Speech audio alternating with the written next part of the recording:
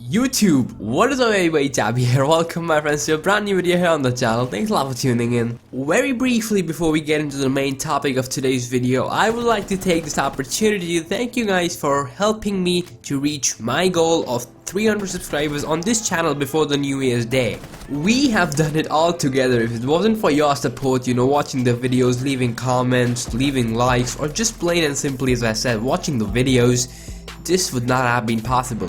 But with that said, let's then hop into the topic of today's video, which you can tell by the title of the video that we're going to be talking about Castle. And I'm going to be answering the question if or not Castle deserves a buff. I would not have made this video if it wasn't for a Reddit post which mentioned about the same. So all credit for this video goes to that particular Reddit post, which I will link down below in the description so you guys can go and have a look. For those some of you who are wondering, Castle?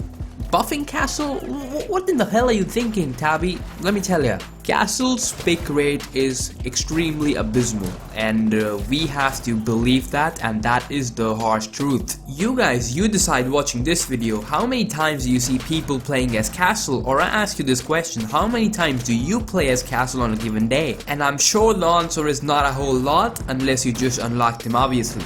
The absolute main reason why people don't like Castle and gravitate towards him is due to his gadget, which is extremely underwhelming in my opinion. We'll talk about his gadget in a little bit, but as far as his weapons go, I am truly satisfied. He's got the UMP-45 submachine gun and the M1014 shotgun at his disposal. They are obviously his primary weapons and they do the job just fine, probably better than some of the weapons which we have. Focusing on the UMP-45 submachine gun, now it is not considered as the best SMG and I will agree on that. If you watched my video on the UMP-45, you will know that it's a pretty mediocre weapon, it's a pretty consistent weapon and it does its job just fine. On the contrary, the M1014 shotgun is a powerhouse. It hits so hard and it's amazingly amazing, if that is even a term or a phrase. Meaning, as far as his weapons go, Castle is a pretty darn good operator. To add to that, he's a 2-speed, 2-armored operator, so he just gives you best of both worlds. You can take in some damage and at the same time be versatile and maneuver around easily without making that much of noise. As this video is unveiling, you will think to yourself, if you haven't played Rainbow Six Siege, heck dude, Castle is a pretty good operator, why in the world would you think of buffing him? The reason all comes down to his gadget, which, as I said, is underwhelming. Alright then, so he gets 3 armor panels to put on any window or door. The basic nature of his armored panels is nothing extraordinary. They can easily be broken down. Any gadget within the game can do the job just fine, whether it be a breaching charge or Sledge's tactical breaching hammer, or you can just melee the barricade about 12 times and it'll do the job. On top of all of this, glass can shoot through his barricade. No other gun, normal generic gun can, but Glass's OTS can. Fuse can deploy his cluster charge.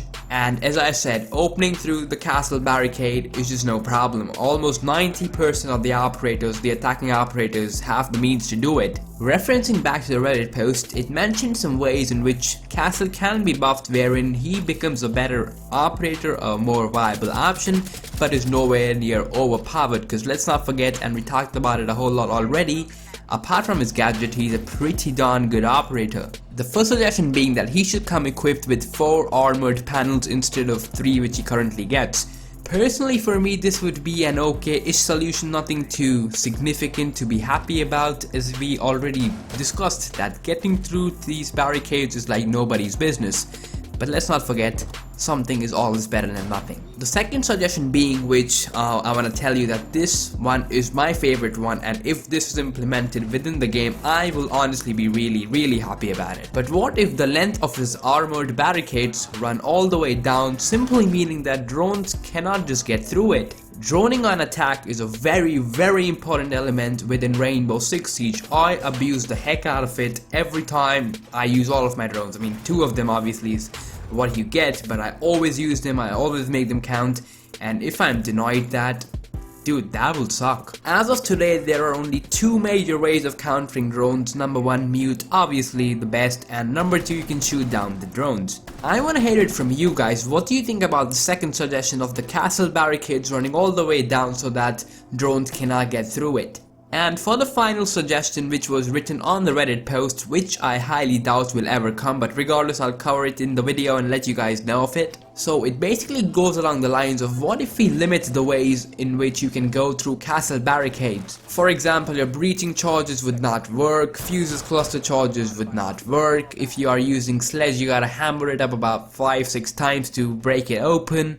and things along those lines. Well, one of the comments on that particular Reddit post said that what if you could use bandit charges on the castle barricade, so you can basically electrify his barricades. If then anyone touches it, whether it be to breach it open or fuse for example, puts his cluster charge, he or whoever it is gets an electrification, okay, is electrified for that matter, and or taken aback. This is not coming, my friends. This just cannot come to Rainbow Six Siege. As I said in this video, that castle on itself, apart from his gadget, is a pretty damn good operator, and I'm 100% sure that Ubisoft know of it, so they don't be making his gadget extremely amazing or OP.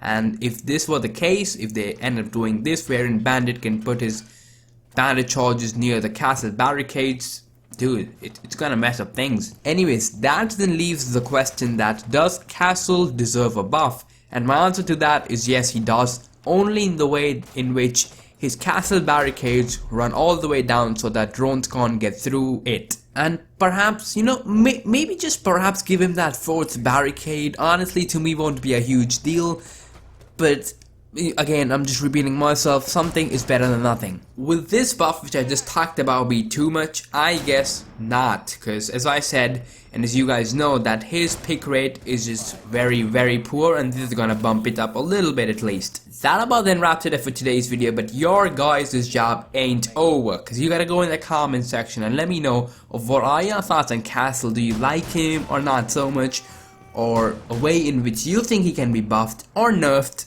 I'm sure no one thinks he needs a nerf. But anyways, you guys are open to your opinions in that comment section. I would love to hear it from you guys, your thoughts on Castle.